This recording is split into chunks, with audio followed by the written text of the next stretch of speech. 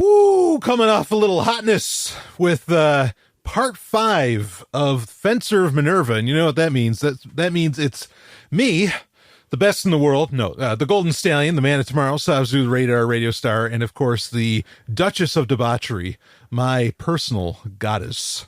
Dr. Stephanie Murphy is here. Your personal co-host. Yes, too. my co-host as well. Yeah. So this rounds out the series, not of our hentai review series. We're going to move on to another hentai after this. That's right. That's why we're finishing up Fencer of Minerva. Right. Which, I have to make a correction. You said in the last episode, which came out yesterday or the day before, you had said that it was like the first piece of Patreon content that we had done together. And you know what? You were right. Oh. Actually, episode 1 of Patreon was the first part of Fencer of Minerva, the very first piece of Patreon content. Well, how about that? I thought it was. Yeah, no, so you're then right. Why on. was it called episode 16? Did you release the other 15 in your main feed? Or no, something? well, there was 3, because we had reviewed 3 episodes, and one of them was number 1, the other was 16, and the other was 20. But it took that long between, because like when you listen back to the first. And if I think of it again, I'll put in the show notes the links for the other 4 parts to this, even though the 4th part just came out a couple days ago. Like the first one we did from the Mountain View Grand. We did from a hotel. Oh, that was so much fun. Yeah, I think the second one we might have as well. But all right, well, the future hentai series may have to be recorded on location. Yeah, I think that might happen. But now that I have my handy H6, the quality can be, even to another level. It's funny listening to the first part of this review series because you can tell we're being like kind of quiet, and like I am way more subdued than I normally am. Anyway, it's interesting to listen to. So regardless, just making that correction. But yeah, we are on episode 5, which is the final episode of Fencer of Minerva. Like I said, we are going to move on to another hentai series, but this rounds out our review of the hentai series that is Fencer of Minerva. And this episode's called The Beginning of All Things, which I'm guessing the reason it was called The Beginning is probably the production company was hoping that it would get picked up for another round of episodes, for another series or as a movie or something along those lines. Oh, but it never did. But it didn't. Not yet, anyway. Well, maybe we're popularizing it so much maybe that they could bring the characters back. It's not like the actors have aged or anything. Yeah, I mean, it has been 25 years, but admittedly, in Japan, that's not as odd as it is in the U.S. Japan takes its anime very seriously. They give it a lot of tradition. I mean, or there's a lot of clout that comes with it, and so they would continue a series 25 years later. But I don't know that that's ever going to happen. As much as I enjoy this series, and we can talk a bit about the episode. Then I think it'd be cool to talk about the series overall. Yeah, I was thinking the same thing. I have a lot of thoughts popping up about the overall of the series right now, but I'll save them for afterwards. Okay. Because we got to do a little plot summary. Yeah. So with episode 5, we're coming off of episode 4, where you get this whole situation where Sho and Diana come back to Doria, which is where they're both originally from as children. And then, they finally return to. After having all this life experience where Diana finds herself in slavery and voluntary becoming slavery Sho slave. him. Right. And Teo, who Sho makes king after like episode 3 or episode 2, actually, I think it is, who was originally like the head of the Nomads, which Sho becomes head of the Nomads and king of Doria. He turns all that over to Teo, who is just getting over, he's kind of recovering. He's just recovering from having a poisoned sword thrown at him and getting stabbed and poisoned at the same time. Yeah, he's recovering from an assassination plot. Yeah. And this episode continues with what was happening in episode 4, where Sho and Diana are playing the part of the king and queen of Doria, a part that they have actual regal claim to, like royal claim to. But anyway, they're doing it, and they don't really want to be king and queen. No, they're just doing it to hold the empire together or whatever. They're doing it to hold Doria together until Teo recovers enough. Yeah, something like that. So, but anyway, so this ends up with kind of the whole initial problem, which starts this country, this rival nation called Gupta, which there's all this. You have Prince Dunan, who ends up getting murdered by Diana for sexually assaulting her. All these different things that happen, and this finally brings all that intrigue to a close, where they need to do something about Gupta. And eventually in this story, in this episode, it's revealed what Diana did, that she did kill the king's son of Gupta. And king, why? Yeah, and why. And the prince's brother is like spending this whole time trying to find his brother. But then, there's realizations that come with that. And there's some like spy espionage intrigue, because a female soldier in the army of Gupta, who is in love with Prince Marloon, who's the prince who's the brother of the brother of the Prince Dunan, who was killed by Diana. Right. Who's trying to find him. Yeah. This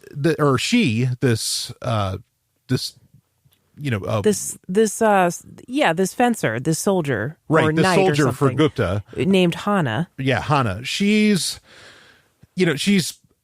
pretends to be a slave, and is pretending and is under orders to serve Diana and Sho as they are in Gupta itself. Right, and but she's not really a spy. slave, and they see through it pretty fast. They realize immediately that she's a spy, and they start to fuck with her. Yeah, they know she's not a slave because Diana's a slave, and she's like, wait, she doesn't have all the training. She doesn't know and everything. what she's talking about. And of course, Sho has lots of experience with women of that of that ilk, and he knows that she's not the right stuff.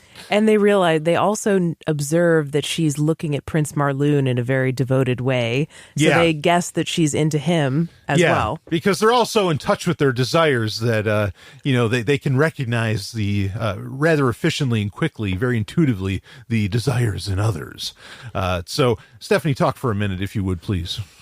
Okay, so the first test of whether she's actually a spy comes when Hana goes to give Diana her bath. And remember, Diana is supposed to be a queen, so of course she's going to have servants, right? Yes. So she is like drawing the bath, and she's like, Diana's saying to Hana, so, like, has Prince Marloon used you yet? Right. And she's like, no.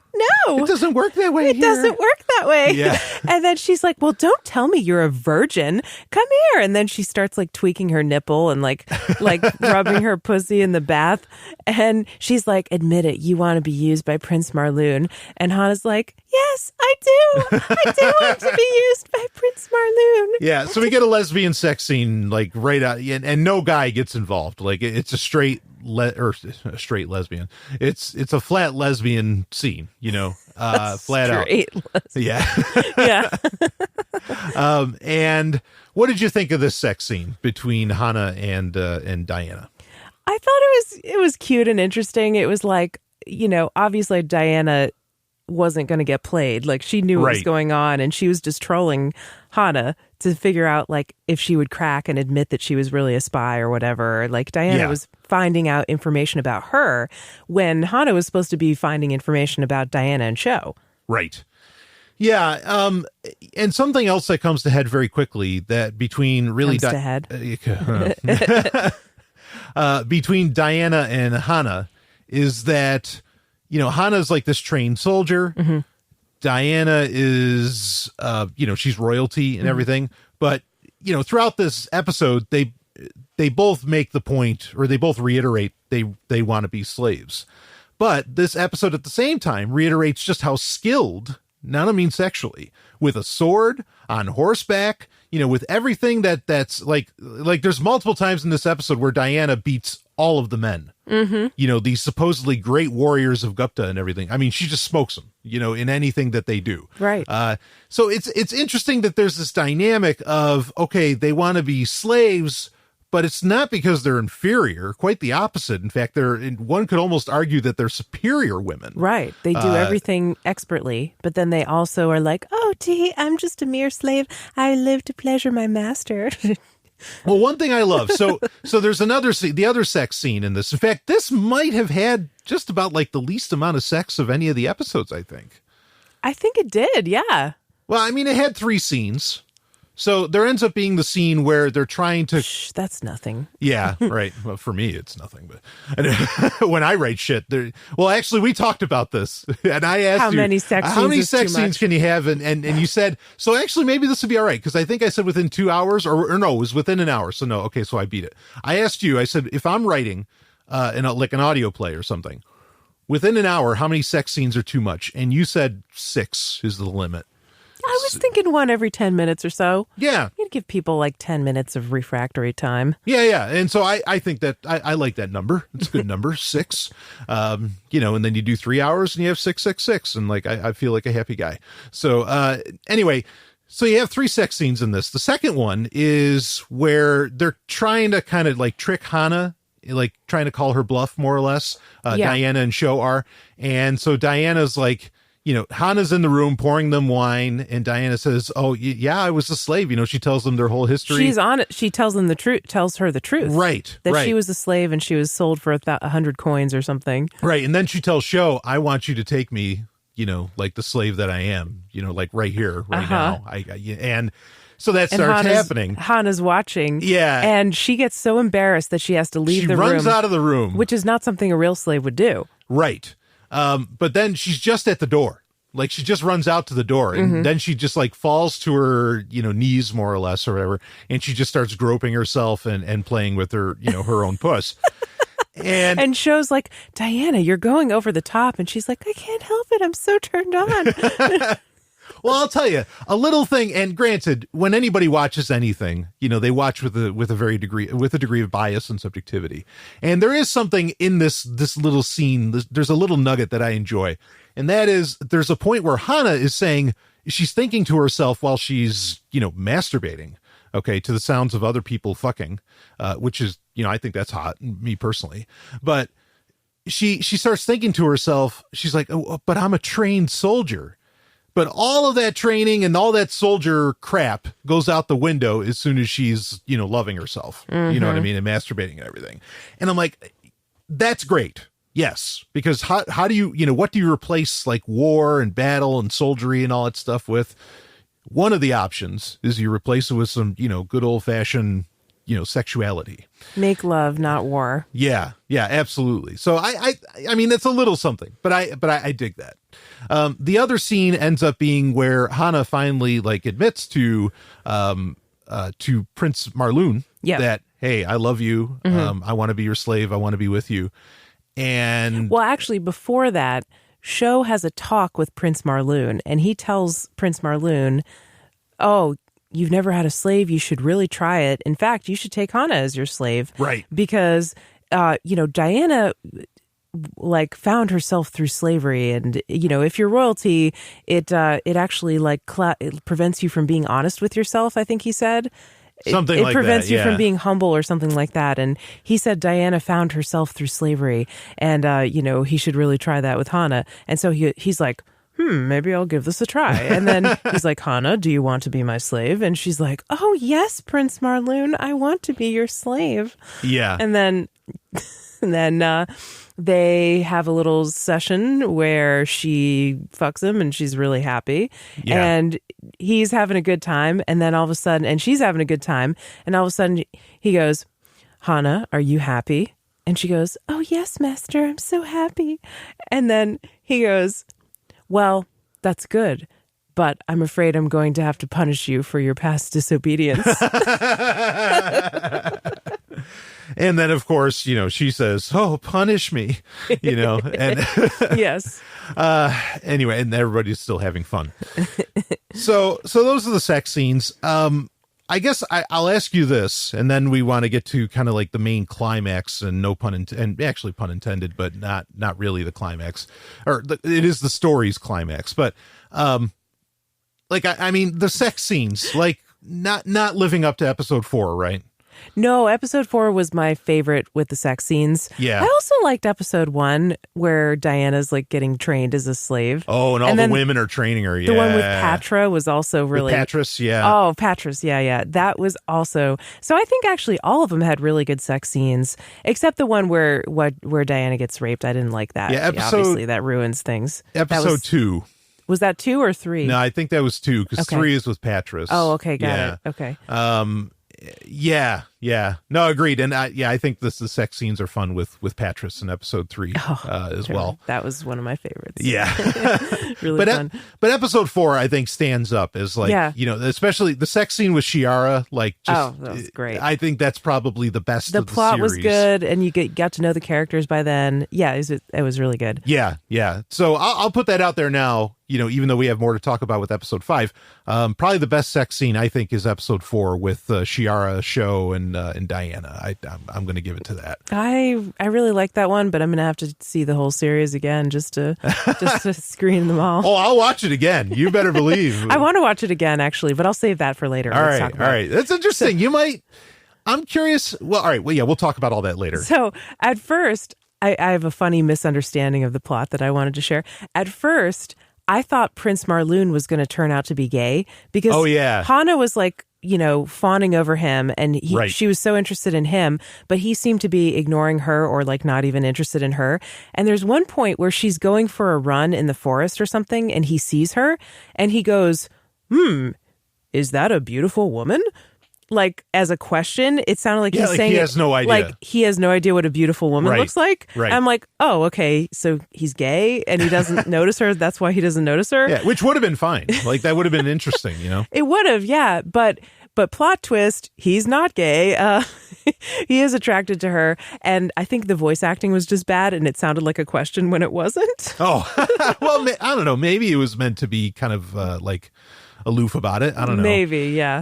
I don't know. Something didn't come across. Yeah. So anyway, how this all ends is... Well, there's a fencing match. There's a so-called practice fencing match between Diana and Hana. Right. And this is where you see that these women are incredibly skilled, you know, and really they're not these are not wimps at all. Quite the opposite. In fact, in fact, all the men are sitting there watching and going, wow, this is a great match. And this is more than just a practice match or something. Yeah. And they even ask like, what, like Diana does this move and they're like, whoa, where'd you learn that? It's like, that would have bested any of us, you know, the entire any of the men, army. They say. They go out of their way to say that. Right. And Diana ends up beating Hana in the practice match. Yeah. But that it's also like, I think she's also saying to her, like, look, we know you're not a slave, right? Yeah, like, it's obvious. Exactly. You're trained. And then after that match, it's like, okay, the game is up, and Sho says to Prince Marloon, "So, are you gonna fire Hannah from her job as a spy?" Yeah, right. Because like we know she's a spy, yeah. And Prince Marloon's like, how did you know?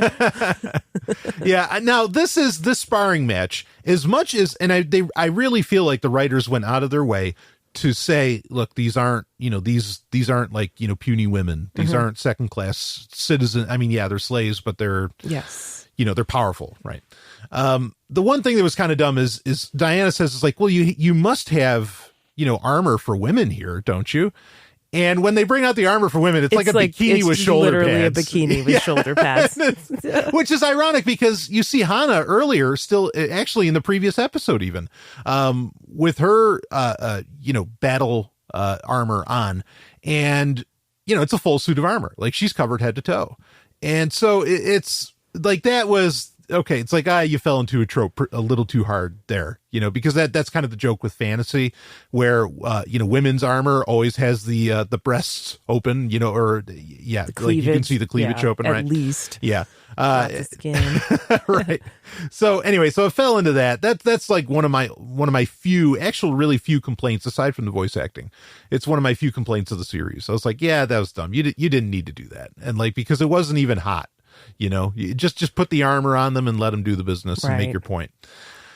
So after this, now that everybody knows the jig is up, Sho demands a meeting. Sho and Diana demand a meeting with the King of Gupta, King Gaius, I think his name is. Yeah. And Marloon, and Prince Marloon, his son.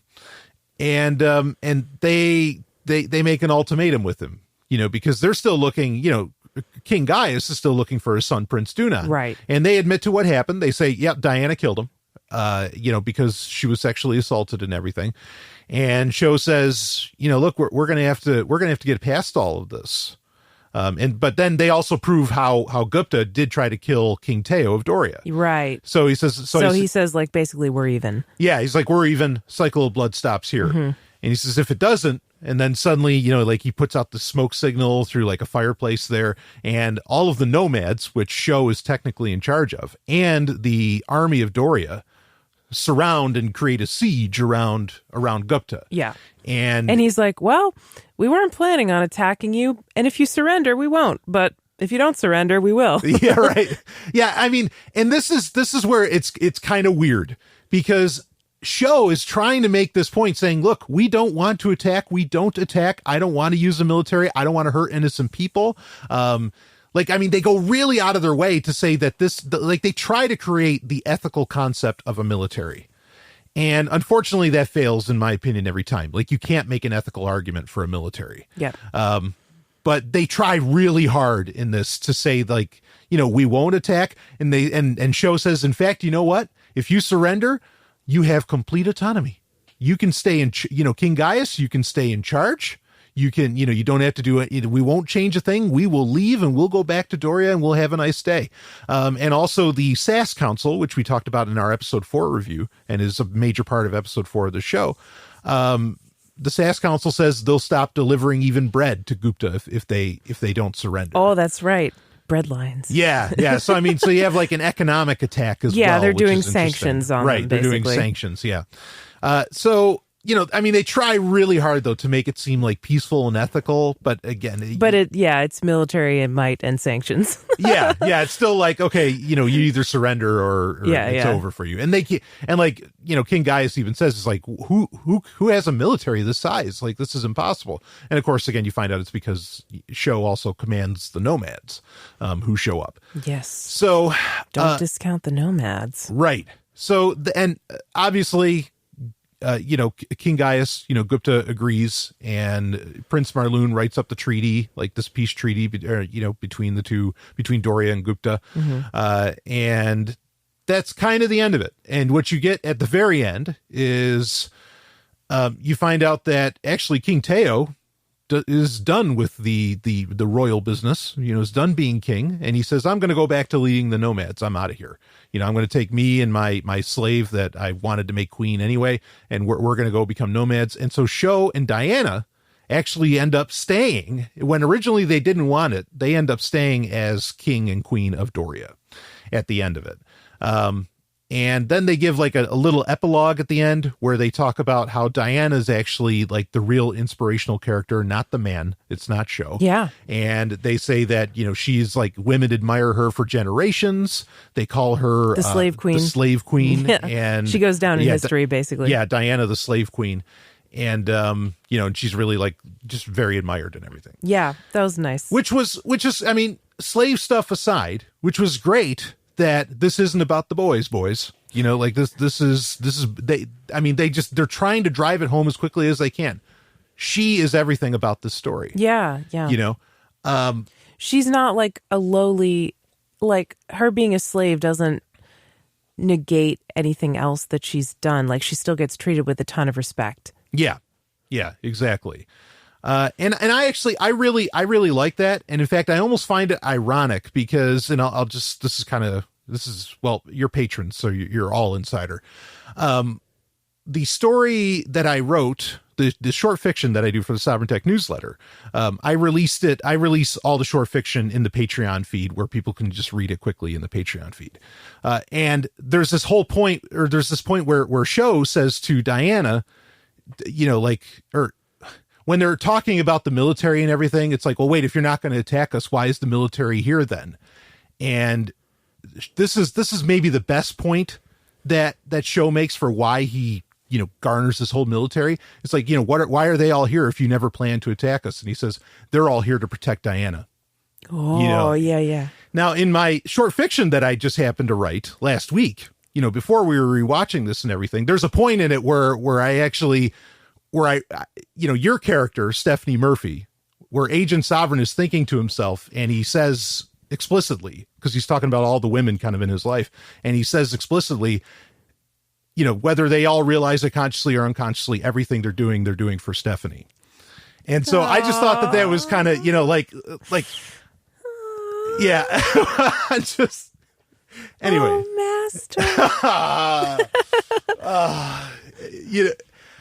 I mean, it was cool to see that, just that bit of synergy, to see that in this story as really well, sweet. that I had released this morning. So you're getting a double header of like this concept, I guess. But that part shows where, okay, like this isn't about like what you traditionally or conventionally think of as slaves. Obviously Sho is a slave to Diana. Like there's no question. That's right. He's breaking almost all of his, personal principles, to protect her. Yeah. And he is, he's threatening, an entire nation. He's doing anything. Yeah. Yeah. Saying that, and it really is what it's all about, because really the problem here is that Diana's sentence would be death. Right. Exactly. For killing Prince And Dunan. he's like, no, I got this. I'll save you. Yeah. Yeah. I mean, and it's a little twisted, but at the same time, you get the heart of it where, he's saying, no, yeah, I'll launch an entire army against anybody that tries to hurt you. Yeah. And there's, you can, again, it's twisted, but you can kind of get the sweetness of that. It's very sweet. Yeah. So yeah, I'm amazed. All right, real quick, let's give this, we've done letter grades and number grades. 1 out of 10. What do you rate this episode 5? Oh, 1 out of 10. I would say not going to rate as high as episode 4. 7, yeah. Yeah, I might maybe even go 7.5. I might go lower. I might even give it like 6 or 6.5. I think it's probably the weakest. But it is the conclusion, and it wraps everything up that's been going on. Yeah, it's just it doesn't. I don't think it's as sexy as all of the other episodes. I agree. It's lacking in that department, and that's kind of the point. there could have been some more creative sex scenes. I agree. Yeah, that's kind of the point of this series is to be sexy. But I wish Prince Marloon was gay and that he was into Hana's brother. Yeah, that would have been cool. That would have been pretty cool. But that said, this is a show that, if you're open to it, really has a lot to say for a very basic 5-part anime that's only 45 minutes apart. Oh yeah, it was packed. Yeah, I mean, and it's ethical and philosophical concepts you literally cannot find anywhere else. Like as far as animation goes, or maybe even movies, maybe even any kind of live action in general. I mean, it's just loaded, like no taxation. Now, that's really interesting that you mentioned that, because I was just thinking, like, I don't know about Japan. I don't know what was going on in Japan at the time. But in the mid-90s, when this came out, there was a lot of libertarian sentiment among porn producers or porn purveyors. This is true. Because they were coming under attack by the government. People versus Larry Flint. Yeah, and not just that. I mean, the was it the FCC or something was doing these sting operations where they would order a porn videotape in like a conservative community like Salt Lake City, Utah. Right. And then they would take it to jury trial and try to get them convicted of obscenity because they shipped it across state lines and it was a federal jury. Yeah, it was like totally sting operations. So there was a lot of like anti-censorship, like free speech. This was the original meaning of free speech, not like, oh, we should be able to be Nazis and have a platform. Yeah, we should be able to make fun of black people or something. Right. It was like, we should be able to make pornographic art without being entrapped by the government, you know? Right. Those are the free speech people I am on board with. And sell it to customers that want to buy it, right? Yeah. Yeah, exactly. Yeah. Yeah. So I don't know what was going on at the time in Japan, but I can't help but think maybe it crossed over a little bit. Well, like we talked about, and I had recently re-listened to these episodes, review episodes that we did. I mean, I knew this anyway, though, because I'm very familiar, shall we say, with this, or very well versed in this series.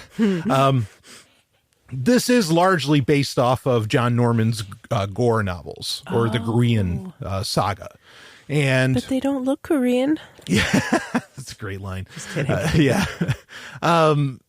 And so, a lot of this stuff, a lot of libertarian kind of ideals are laced in the Korean books, which I've been a fan of for a very long part of my life. And there was even, I don't know if I talked about this on Patreon or on Sovereign Tech.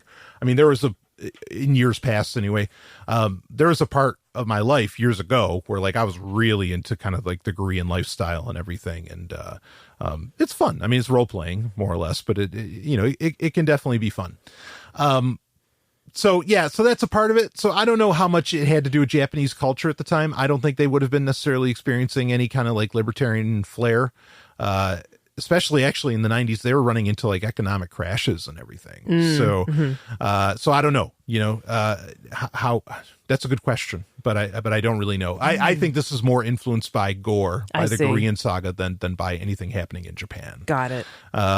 Makes sense. Yeah.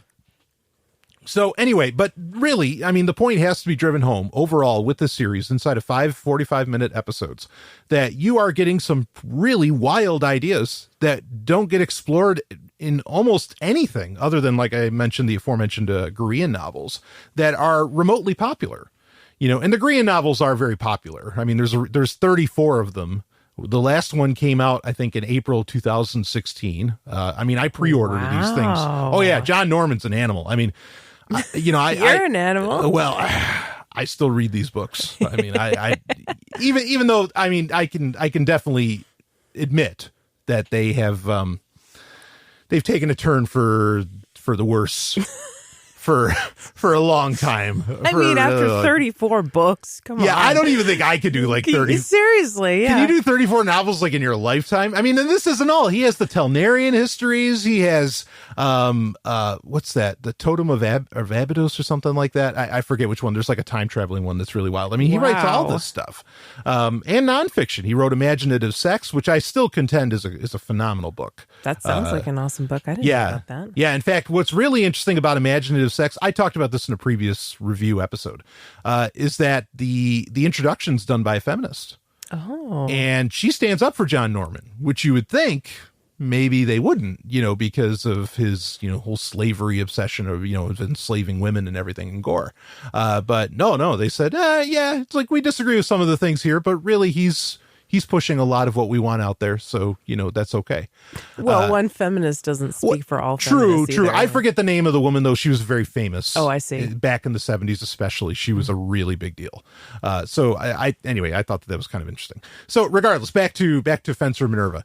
It is amazing, like, the messages that get out in this. I mean, they're like one lines usually that get dropped, but they're dynamite lines. Yeah. It's certainly better than anything Ayn Rand has done, in my opinion, and far more direct. Wow. Well, you've always had the idea for a long time of producing an anime version of Ayn Rand novels. Yeah, of the Atlas Shrugged, yeah. Which I mentioned in a previous review episode of the series as well. Yes, that still needs to happen. But anyway, this is about the next best thing you're going to get to that. Mm-hmm. and very similar messages, yeah. I think. Even down to like praising the guy for his heroism or something, I think it's very similar to what Ayn Rand would say. So, okay. Really? So. I was just thinking about whether Ayn Rand was into BDSM. Probably. We could ask Nathaniel Brandon, Well, no, we can't. Well, because he's dead. Well, right. But yeah, in order to think clearly, you got to feel deeply. That might include the lash. I don't know. Oh my God. Holy shit, you're desecrating Ayn Rand. The 6 pillars of BDSM. That's the secret book. 6 pillars and the St. Andrew's cross. Nice. All right. So give me your take overall of this series. I mean, like, did you love it? Was it just good? Was it bad? Give it to me. So overall, I would give the series like a 7.5 out of 10. I thought it was pretty good. Okay. Pretty good. Okay. All right.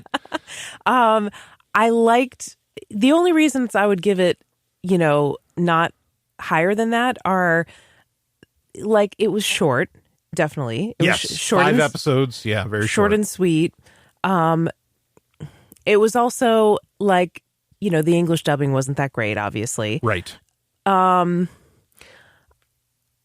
guess, I don't know. I was just left like wanting a little bit more, but it was really cute for like it felt like a pilot or something. Yeah, I can see that. Right.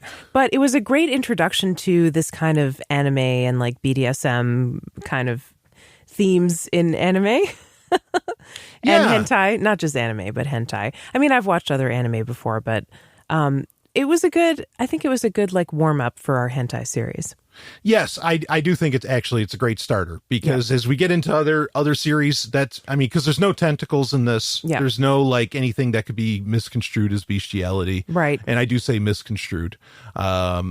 There's nothing like the next one we're going to watch, like I said, is probably going to be Bible Black. And in that you start, it gets into where like people, like really like a cult and like kind of sacrifice, like human sacrifice style stuff. Oh yeah. But it can get pretty dark sometimes with hentai. So yeah, I think that this is a very like, straightforward. It's not plain Jane, but for hentai, it is plain Jane. And everything's very bright, and it has a nice ending. Yeah. And it does. It really has a happy ending. Yeah, it was super cute. Yeah.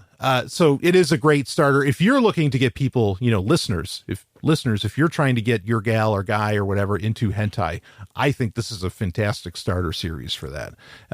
Just to show that, yeah, I mean, and because the other nice thing about this is because like the bad voice acting and some of the like oddness in the story at times, you can laugh at it. It's funny. Yeah. You're totally right about that. Yeah. You can laugh at it. Which is good because like when you watch Bible Black, you're not going to laugh so much. Oh, and also partly because the voice acting is generally pretty good in that for an English dub. Okay. So even though there's still some like awkward lines at points, you could take it way more seriously. So yeah, I'm thinking of what I would rate it overall. I think your rating's fair. I would match you at like 7.5. Yeah. It's not one of the greats, it's not Le Blue Girl. It's not Bible Black. It's not, there's a slew of them that we'll be going over, but awesome. Yeah. So the only question I have, why is it called Fencer of Minerva? Not a very good answer for that. Nobody really knows. Like, I don't know. It's just a term that they came up with. Okay. Because like Minerva's not even the fucking like I don't even think they ever say Minerva. Right. Yeah. Like it sounded like it's a country or something that she's from and she's a fencer, but that doesn't really describe Diana. Yeah, I mean the fencing's there. Yeah, sure. But Minerva, like right. I guess Doria. Minerva must be like the larger continent. Where Doria and Gupta and Sass maybe it's and all the that planet stuff or something. Or I was thinking like, there's the Greek and Roman goddesses and like Diana is either a Greek or Roman goddess and Minerva is another Greek or Roman goddess. Oh yeah. So maybe they're the same goddess? I don't know. Yeah, they could be running with Minerva because Minerva would fall under almost like a Venus. So it fits in with kind of the lustful attitude there, I think, with Minerva, if I'm not mistaken. So, okay, yeah, but like nobody ever gave a reason, why the hell it's named okay, that. Well. Yeah. And it might be an alien planet. Just a curiosity. Right. It might be an alien planet. It might not be. And the reason I say that is because like the horses, the one thing that sets you off, two things, there's these. Right. Like, the horses have like antenna. Well, they're bipedal and they have antenna. They look like ostriches more than anything. But what actually happened, I remember in another show, an animated series from the time, that being Highlander, the animated series, not Highlander, the series with Adrian Paul. In that, it was a future Earth where somehow they had like these bipedal horses. Like in fact, they're almost the same exact animal, which is kind of weird. That's interesting. Yeah, I don't know if there's any, I mean, one's a very American production, the other's Japanese. I don't know if there'd be any, like connection between the two at all. What about in Gore? In Gore? I don't recall if they were bipedal. Like, I mean, because in Gore, it's like this. There? No, so in Gore, yeah, because in Gore, it's like this other. Well, that's a long story. It's like an alternate Earth, but it's parallel to Earth. It's weird. I see.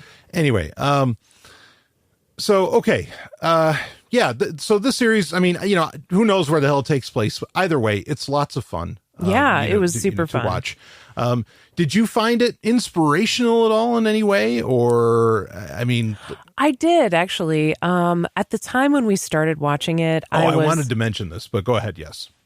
Okay. Yeah. At the time when we started watching it, I think I was a little bit more... You were harsh. You're critical. I was. Yeah, I guess I was a little more harsh on the BDSM aspects of it. Yeah. But through watching it, and I guess just through personal growth or whatever, or passage of time, like which has been like probably a year or two. It has been a year. It's not two, but it's been, I think certainly it's been a about year. Yeah. Since we started this series. Right. Only took us a year to watch 5 episodes. We kept like meaning to do it, but I don't know why we didn't. But anyway, like I think I've become less like judgmental of it, and I see I understand the appeal a lot more. Sure. And I was able to enjoy some of those elements and realized that it wasn't all like, subjugating of women and whatever, and that a woman could choose to like want to be a slave queen. I guess. Yeah. And again, I think at the end of the day, it really shows who has the power, because it's not the guys. I like that about it. It's not the masters, That's right. It showed that more in the last 2 episodes, I think, than I remember it showing it in the first 3. Yeah, you don't get it as much, at least in the first 2. I don't think you get it as much. In the first one, you don't necessarily experience that at all, but it's progression. And this was obviously all made at once and written at once. So that was, I'm sure there's a reason and a point why there is that progression, as it goes. Yeah. I'd like to watch the whole thing in like one or 2 sittings, and just like, now that I know the characters a little bit better, because it's like whenever you meet new characters, it takes you a while to like just put them in the mental map in your head and figure out who they are and there's tons their relationships to each other and stuff. Yeah, there's tons of shows where I love to do that, where I will watch them again from the beginning just to see like, all right, how did all this actually evolve? How did all this come together? The one show I don't recommend doing that with is probably the worst television show ever made, or it's close to it. And that's the newer Battlestar Galactica from 2005, because they, like, later on, the creators of that show admitted they had no plan. So like everything that they did was bullshit. So like going back and watching it is meaningless because they were making it up as they go along. Wow. Yeah. That's dumb. As to where if you watch like, on the opposite end of the spectrum, the greatest show ever made, that being Babylon 5, more or less, there's trapdoors involved in the story where changes needed to be made because of production issues they could. More or less, there was a set 5-year plan. And so you can go back and you can see all these interesting little things that happen. So, yeah, I think this is one where you could go back and, isn't that interesting how this evolved and how this got there? And you can appreciate it more of what's going on, because you kind of also, the ending, and that, who gets to win out anyway. Yeah, that could be fun. So, and I'm totally up for doing that. Cool. Absolutely. So, yeah, so you recommend this for people as a nice introduction to hentai. That's what you were saying? Oh, yeah, I do. Yeah. It was a good introduction for me.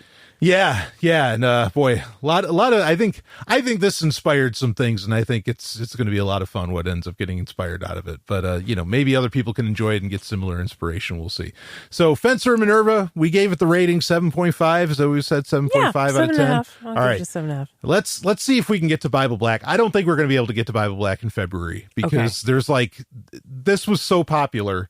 With Bible Black, there was a prequel. They ended up making prequel episodes, a sequel series. There's actually originally it was just a PC game, but like this was just massively popular.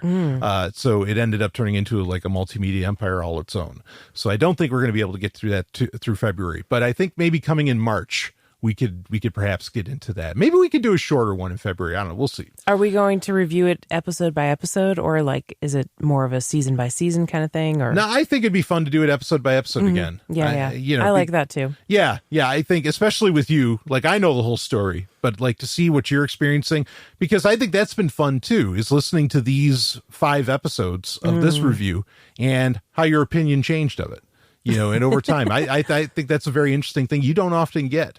Because how many podcasts will stop like at episode 3 of reviewing something and then come back a year later and finish it up? Usually a podcast is just based on one show. That's true. And you're not going to get that time back, or certainly people aren't going to listen to it. So anyway, all right. I think it's bedtime. How about that? So yes, master. Yes, it is bedtime. Okay.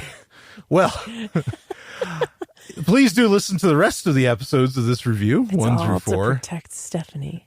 Everything.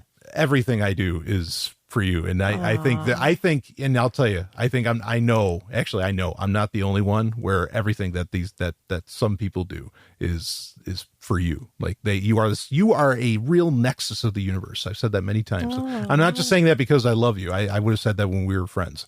But anyway, enough of that.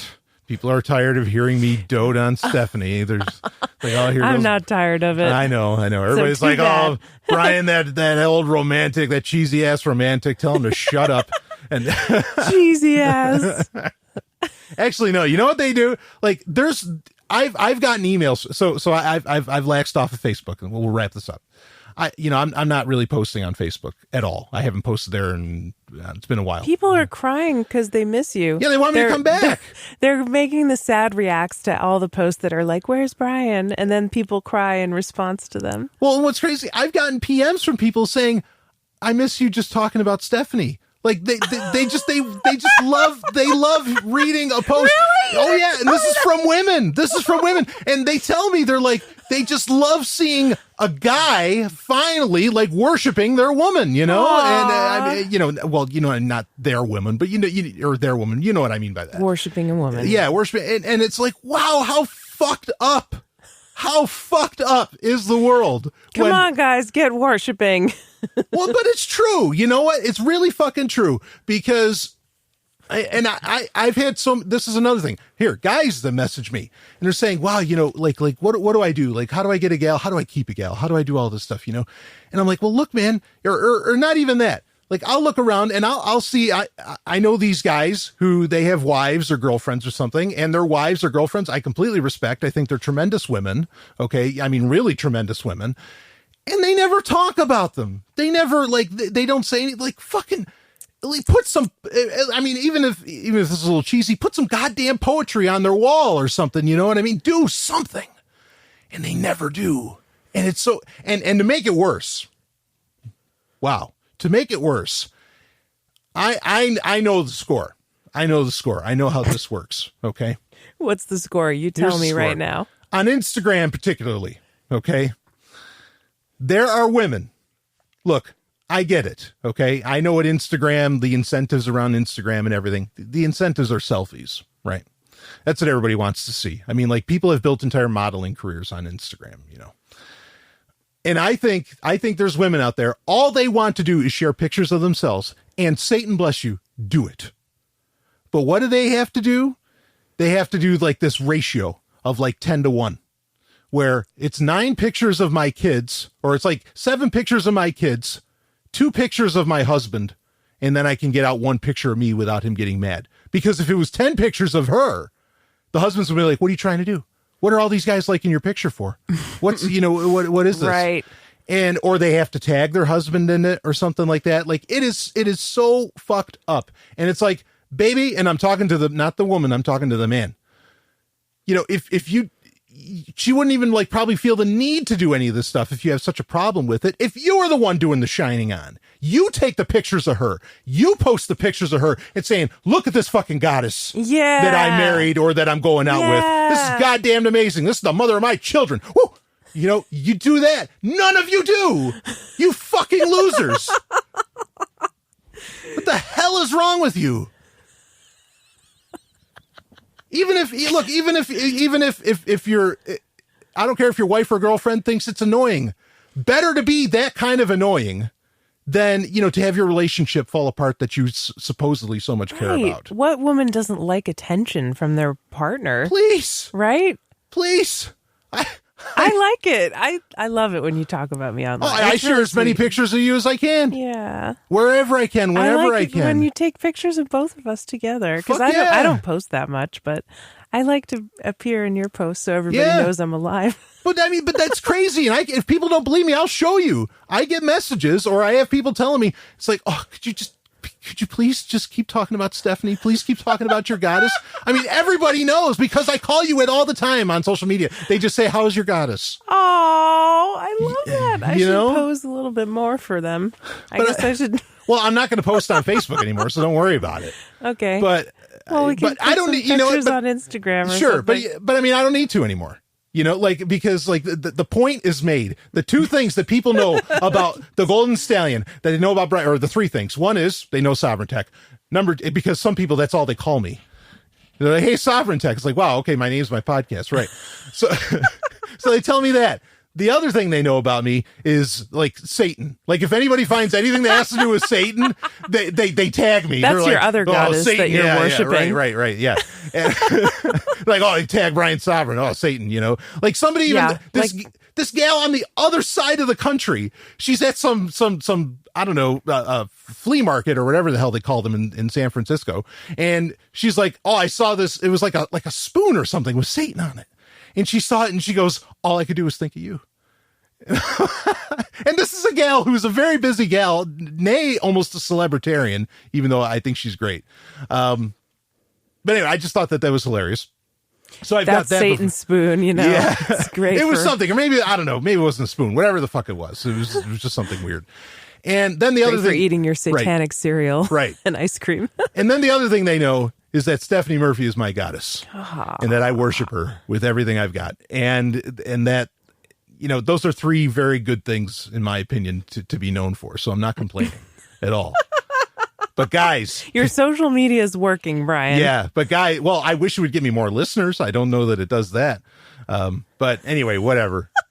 Points made. I just still think that's awesome. Points made. Well, I mean, right. You know, I mean, at the end of it, yes, people, like, I think they really love me. Actually, well, a lot of them hate me, but there's plenty of people that love me, and that's wonderful. I'm so happy for that. I love you. I love you so much. So, and if watching hentai during dinner isn't enough to prove that, you know, to prove your love for me and the reasons that I love you, holy shit. There it is. So anyway, Fence for Minerva. Go watch it. Go enjoy it. That's enough. We need to go to bed. Or, well, do something in bed. See you on the other side.